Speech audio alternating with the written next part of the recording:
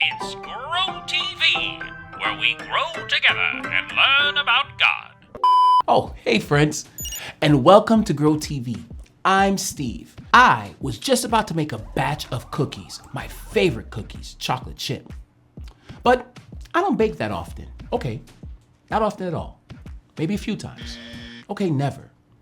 This is my first time, actually. So I decided to be a smart cookie and look up some common hazards or dangers when it comes to cooking. I never knew that cookies could be so dangerous. For starters, I can slip. Yeah, that's right, slip and fall. Say a blob of cookie dough falls on the ground and I didn't see it. I can slip, fall, bam, hit right on my head. Then I might forget my name, where I come from, where I'm at. I'd be thinking, why does it smell like cookies? Are they for me? Is it my birthday? Wait, did I forget my own birthday? Or I can get poisoned.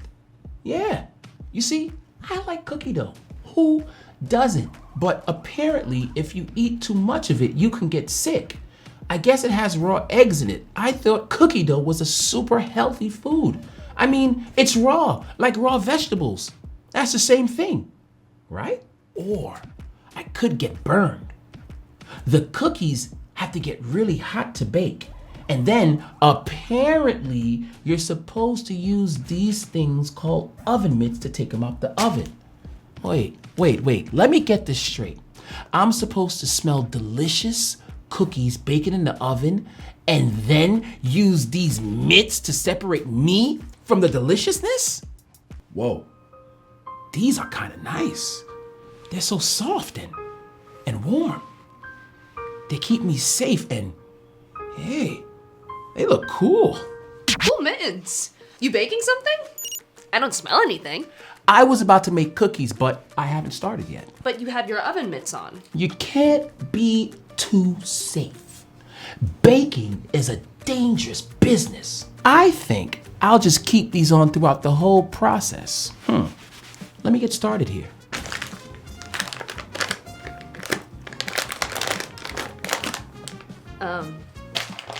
Need some help? Nope, I'm doing great. Thanks.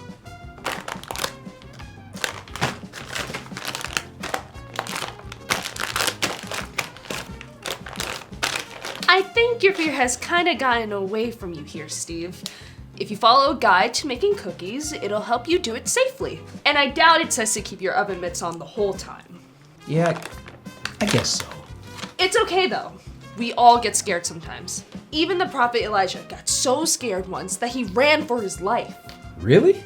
Yeah, and God had to guide him through that fear. It's in a story from 1 Kings chapter 19. Elijah was God's prophet who shared God's message with the people. He challenged King Ahab and the prophets of a god named Baal to see whose God was the real God. Of course, Elijah won the contest because God is the real God. Yeah, but I bet that didn't make the king too happy. Or the queen.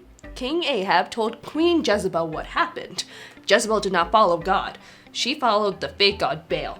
She was extremely angry about this. She wanted to capture Elijah, or worse. Ooh, okay. I'm beginning to see why Elijah was so afraid.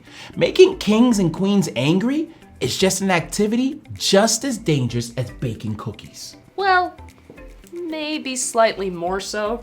So Elijah was very afraid, so he ran away. He found a place to rest and pray to God. He thought this was the end for him. He told God how he felt, and he fell asleep. In 1 Kings 19, 5-6, it says, all at once an angel touched him and said, "Get up and eat." He looked around, and there by his head was some bread baked over hot coals and a jar of water. He ate and drank and then lay down again. What? The angel was baking without oven mitts? I think angels can do that. Oh, also, that nap? After a nap? Oh, that's just next level. Well, Elijah was exhausted and scared. He didn't know what else to do. The angel came back and woke him up again. The angel told Elijah to get up and eat again. God knew that the journey ahead for Elijah would be tough. In verse 7, it says, the angel of the Lord came back a second time and touched him and said, "Get up and eat, for the journey is too much for you."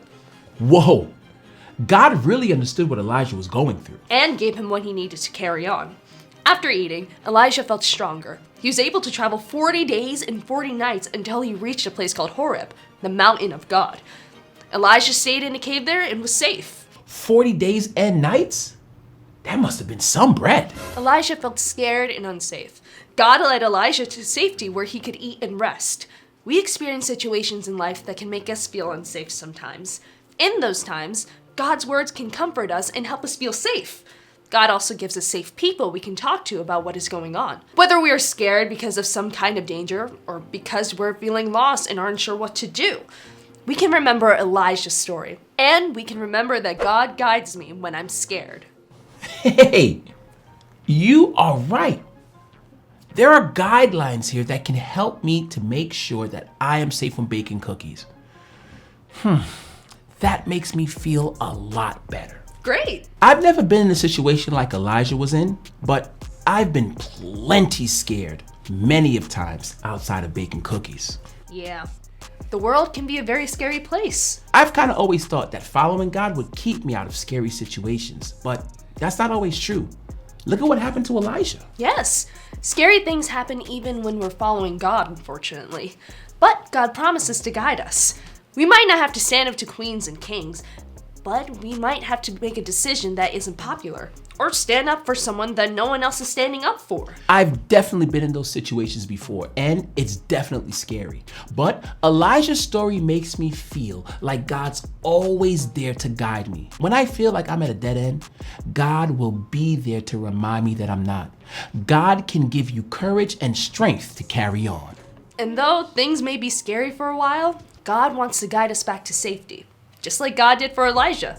Whether we're baking cookies, standing up to false gods, or facing life, we can always remember that God guides me when I'm scared, and God guides you too.